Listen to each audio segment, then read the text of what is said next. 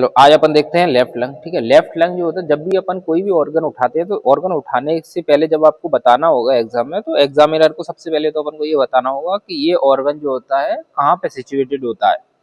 तो अपन लंग्स की बात करेंगे। ठीक है, तो लंग्स जो होता है मतलब एक पेयर में होता है। ठीक है, दो लंग्स होते हैं, एक लेफ्ट होता है एक राइट होता है।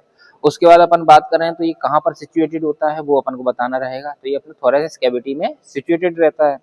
उसके बाद अपन को बताना रहेगा कि ये ऑर्गन कैसा है। ठीक है, ये स्पॉन्जी ऑर्गन है या ठोस ऑर्गन है। तो ये अपना स्पॉन्जी ऑर्गन है। ठीक है, ये अपन देखेंगे तो ये क्या है, स्पॉन्जी ऑर्गन है। अब अपन इसके बाद बताएंगे ये क्या मतलब इसका काम क्या है। तो ये जो होता है एक रेस्पिरेटरी ऑर्गन होता है। ठीक है, लंग्स आप सभी जानते हैं रेस्पिरेटरी ऑर्गन होता है। ठीक है, उसके बाद अपन बात करेंगे इसमें कि जो न्यूबॉर्न छोटे बच्चे होते हैं उनमें क्या होता है, जब बच्चा जब सांस नहीं लेता है तो क्या होता है, पूरा जो इसका कलर होता है वो पिंक होता है। ठीक है, लेकिन जैसे ही बच्चा बाहर आता है और सांस लेना चालू करता है तो जो एयर जो अंदर जाती है उसमें क्या होता है, कार्बन पार्टिकल्स अंदर जाते हैं। तो कार्बन पार्टिकल्स की वजह से क्या होता है, इसका जो कलर है वो ब्लैक मोटेल्ड ब्लैक हो जाता है। इसका जो कलर देखेंगे वो मोटेल्ड ब्लैक है। ठीक है, इसका भी कलर अपन देखेंगे तो ये मोटेल्ड ब्लैक है। ये सारे लंग्स का जो कलर है ना, ये मोटेल्ड ब्लैक कलर है। ठीक है, ये अपन देखेंगे सभी का कलर जो है मोटेल्ड ब्लैक कलर है। चलो अब अपन बात करते हैं पूरा लंग्स जो होता है ये प्लूरा से कवर होता है। प्लूरा के दो पार्ट होते हैं, एक होता है विसरल और एक होता है पेरिट्रल। विसरा का जो होता है, विसरल का मतलब विसरा का मतलब होता है ऑर्गन। तो जो ऑर्गन की तरफ होगा वो विसरल होगा। जो उसके बाद उसके बीच में एक कैविटी होती है उसको बोलते हैं प्लूरल कैविटी। ठीक है, उसके बाद जो बाहर की तरफ होगा वो होगा पेराइटल प्लूरा। ठीक है, तो लेफ्ट वाले का जो वजन है राइट वाले से थोड़ा सा कम होता है।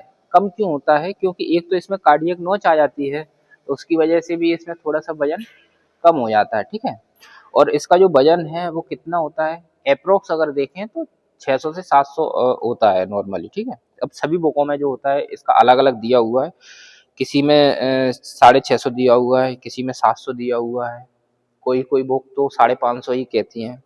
ठीक है, तो सभी बुकों में थोड़ा थोड़ा वेरी करता है। सबसे पहले अपन देखें ये अपना एपेक्स होता है, ये इसका बेस होता है।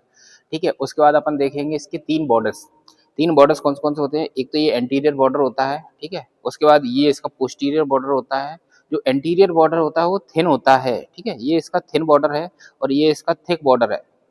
ठीक है, उसके बाद अपन बात करेंगे इसके इंफीरियर बॉर्डर की। तो ये जो है इसका इंफीरियर बॉर्डर होता है, ये पूरा जो होता है इंफीरियर बॉर्डर होता है। इंफीरियर बॉर्डर जो होता है मेनली ये मीडियल सरफेस को कोस्टल सरफेस से अलग करता है, डिवाइड करता है। ठीक है, उसके बाद अपन बात करेंगे इसके दो सरफेसेस की। ठीक है, दो सरफेस कौन कौन सी होती हैं, एक ये मीडियल सरफेस होती है और ये कोस्टल सरफेस होती है, इसको लेटरल सरफेस भी बोलते हैं। ठीक है, कोस्टल इसीलिए क्योंकि ये कोस्टल के साथ में मतलब कोस्टल की तरफ लाई करता है।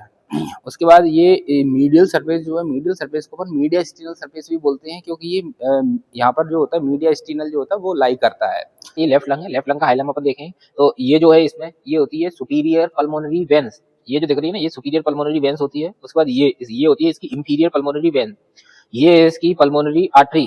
ठीक है, और ये जो है ये इसको देखेंगे अपन, ये है अपना प्रिंसिपल ब्रोंकस, ठीक है, लिगामेंट। ठीक है, नीचे तक जा रहा है।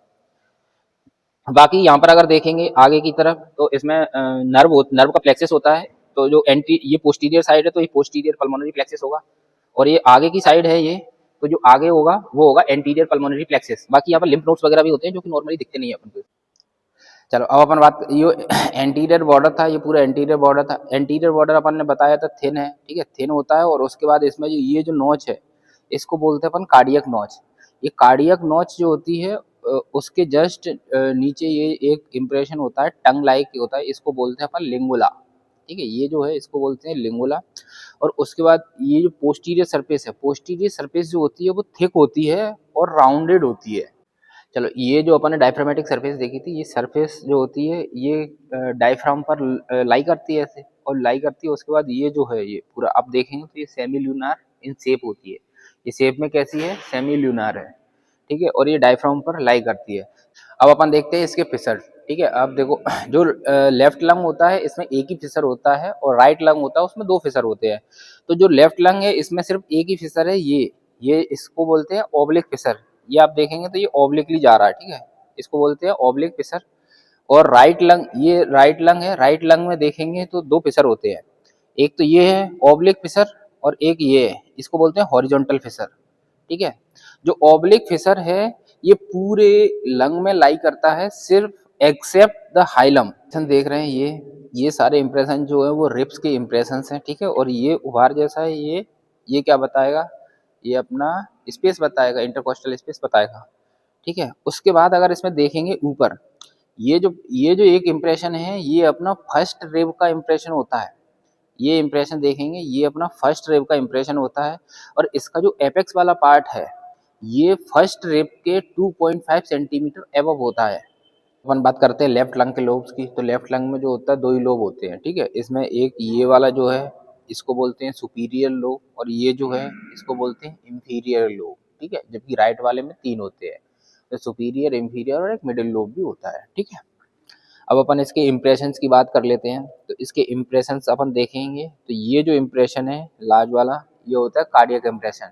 ये कार्डियक नोच अपन ने देखी थी अभी, यहाँ पर कार्डियक हार्ट ऐसे रखा होता है, ठीक है। तो यहाँ पे जो रखा होगा तो क्या होगा यहाँ पर कार्डियक का, तो यहाँ पर होगा लेफ्ट वेंट्रिकल, ठीक है। और यहाँ पर थोड़ा सा राइट वेंट्रिकल का भी पार्ट आता है, तो मेनली जो होता है लेफ्ट वेंट्रिकल यहाँ पर लाई करेगा। और क्या होगा यहाँ पर लेफ्ट ऑरिकल भी होगा। जिस तरफ लेफ्ट वेंट्रिकल होता है उसी तरफ अपन ने बताया था, आपने अगर नहीं देखा है तो हमारा वीडियो जाके देख सकते हैं, वहाँ पर मैंने सब कुछ बताया हुआ है। तो वहाँ पर लेफ्ट ऑरिकल भी यहाँ पर लाई करता है, ठीक है। ये इम्प्रेशन जो है ये आर्च ऑफ एओर्टा का इम्प्रेशन है, ठीक है। आर्च ऑफ एओर्टा का इम्प्रेशन है तो इसके बाद इसके ब्रांचेस का भी इम्प्रेशन है, ठीक है। तो एक ये वाला जो इम्प्रेशन है ये अपना लेफ्ट सबक्लीवियन आर्टरी का इम्प्रेशन, ठीक है। उसके बाद ये जो इम्प्रेशन है ये अपना है लेफ्ट कॉमन कैरोटिड आर्टरी का इम्प्रेशन है, ठीक है। उसके बाद ये जो इम्प्रेशन है एक इसको बोलते हैं थोरेसिस डक्ट, ठीक है। यहाँ से क्या होता है थोरेसिस डक्ट ऐसे जारी होती है, थोरेसिस डक्ट का इम्प्रेशन ये होता है, ठीक है। उसके बाद अगर ऊपर देखेंगे तो इसका डायग्राम भी डला हुआ है, वो ऊपर आप देख सकते हैं, ठीक है। उसके बाद इसके बाद ये जो नीचे कंटिन्यू करता है, तो ये जो कंटिन्यू कर रहा है ये अपना कौन सा डिसेंडिंग एओर्टा, ठीक है। क्योंकि आर्च ऑफ एओर्टा कंटिन्यू कैसे करता है डिसेंडिंग एओर्टा। अब आप कहेंगे कि ये पीछे है, तो डिसेंडिंग एओर्टा जो है ये पीछे की तरफ जाता है, ठीक है। ऐसे पीछे की तरफ जाता है और कहाँ तक जाता है, अगर आप और हमारे वीडियो देखेंगे तो उसमें डला हुआ है कि जो arch of aorta sorry descending aorta है ये पीछे वर्टिब्रा तक जाता है और वर्टिब्रा पर भी एक इंप्रेशन छोड़ता है, ठीक है। उसके बाद अपन बात करें इसमें तो यहाँ पर जो होता है 2 नर्व भी होती हैं, एक फ्रेनिक नर्व और एक वेगस नर्व, ठीक है। अब ये लेफ्ट साइड का है तो दोनों लेफ्ट साइड की नर्व होंगे, ठीक है।